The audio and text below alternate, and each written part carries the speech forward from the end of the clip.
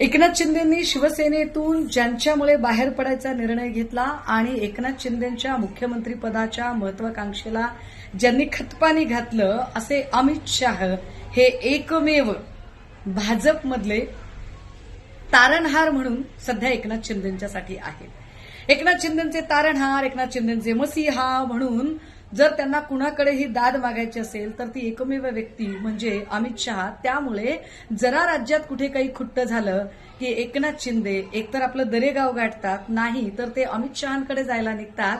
पण मुळात अमित शहांकडेच ते का जातात तर त्याचं एक महत्वाचं कारण हेही आहे की अमित शहा आणि देवेंद्र फडणवीस यांच्यामध्ये असणारा कोल्ड वॉर आता काही लपून राहिलेला नाही।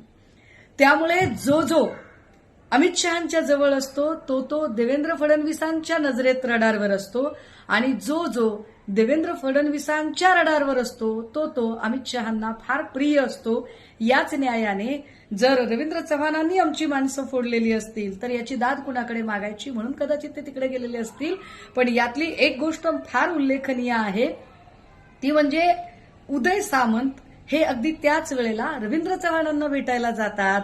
कदाचित जर उद्या अशी काही परिस्थिती आलीच की नाही आपल्याला आता या सगळ्या चौकशीचा ससेमिरा किंवा चहू बाजूने होणारी कोंडी फोडायचीच असेल आणि जर भाजपसोबत मर्जच व्हायचं असेल तर काय करावं, तर उपमुख्यमंत्री पदाची महत्वाकांक्षा असणारे उदय सामंत कोणत्याही क्षणी आपला जवळचा जो काही एकूण जो गट आहे तो घेऊन भाजपकडे सुद्धा जाऊ शकतातच की। रोकठोक महाराष्ट्राला सबस्क्राईब करा आणि बेल आयकॉनवर क्लिक करायला विसरू नका।